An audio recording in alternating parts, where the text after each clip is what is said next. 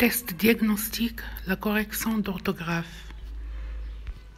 Exercice numéro 1. Écris en lettres les adjectifs numéros cardinaux. La première phrase, il a subi une opération qui coûte 10 000 dirhams. Donc 10 000 s'écrit comme ça. 1000 sans S. Comme vous savez, 1000 reste toujours invariable. Dans cette grande ville, il y a 723 médecins. 723. Donc 120 ne prennent pas un S car ils sont suivis d'un autre chiffre. Ils les ont enrhumés depuis 21 jours. 20 et 1, 21. Cet hôpital réalise 124 opérations par mois. 124. Donc 20 ne prend pas un S. D'après la règle, ce chirurgien reçoit 81 ou bien 81 patients par mois. Les deux sont corrects. 81, 80 et 1. Grâce au sport, on ne voit pas qu'il a 80 ans. 80. 20 prend un S. Je me brosse les dents 3 fois par jour. 3. Pour guérir, il a pris 200 comprimés.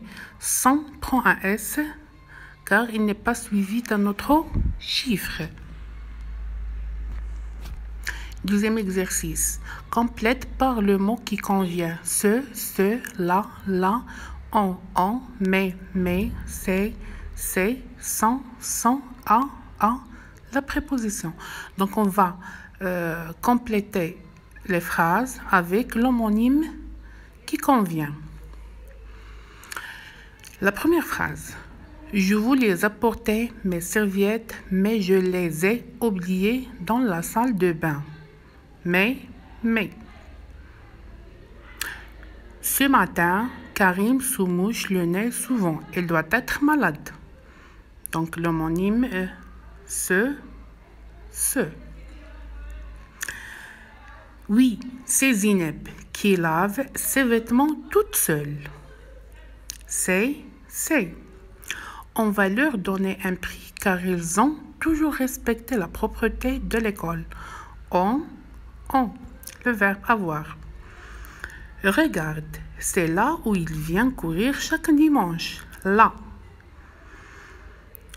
Depuis ce matin, il a mal au ventre. A, verbe avoir. Troisième exercice. Ajoute les accents qui conviennent. Alors, téléphone, 2 accents aigus sur les E. Règle de sécurité. Règle avec un accent grave. Sécurité, 2 accents aigus. Trait, lumière, après. Des accents graves sur le E. Piéton, écouteur. Accent aigu. Empêcher, gêner. 2 accents circonflexes. Vélo, accent aigu. Siège, accent grave. Tête, accent circonflexe. Voilà, accent grave sur le A. Véhicule avec un accent aigu sur le E. Quatrième exercice. Donne le pluriel des noms composés suivants. Arc-en-ciel. Arc-en-ciel, c'est un nom plus préposition plus nom. D'après la règle, seul le premier nom qui prend la marque du pluriel. Des arcs-en-ciel, des arcs-en-ciel, arc avec S à la fin. Lave-glace, un verbe plus nom. Donc, toujours d'après la règle, seul le nom qui prend la marque du pluriel. Le verbe reste invariable. Des lave-glaces, glace avec S à la fin. Rond-point, c'est un adjectif plus nom. Donc les deux prennent la marque du pluriel. Des ronds-points, SS. Un laissez-passer. Ce nom composé est formé d'un verbe plus verbe. Donc, comme vous savez, le verbe, toujours invariable, reste invariable. Il ne prend pas la marque du pluriel. Alors, au pluriel, on dit des laissez-passer. Porte-document, c'est un verbe plus nom.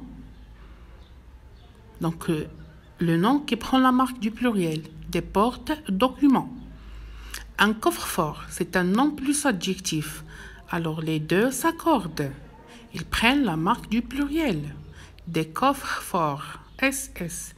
Un sourd-muet. La même chose, les deux prennent la marque du pluriel. C'est un nom plus adjectif ou bien adjectif plus adjectif. Des sourds-muets, SS. Couvre-lit, des couvre-lits. Ce nom composé est formé d'un verbe plus nom. Donc seul le nom qui prend la marque du pluriel. Tire-bouchon, des tire-bouchons. C'est un verbe plus nom. La même chose. Donc le nom qui prend la marque du pluriel. Haut-parleur, des haut-parleurs. Donc ce nom composé est formé d'un adverbe plus nom. Et comme vous savez, l'adverbe reste toujours invariable. Il ne prend pas la marque du pluriel. Donc, des haut-parleurs, parleurs avec S à la fin. Et voilà, c'est tout ce qui concerne l'orthographe. Merci.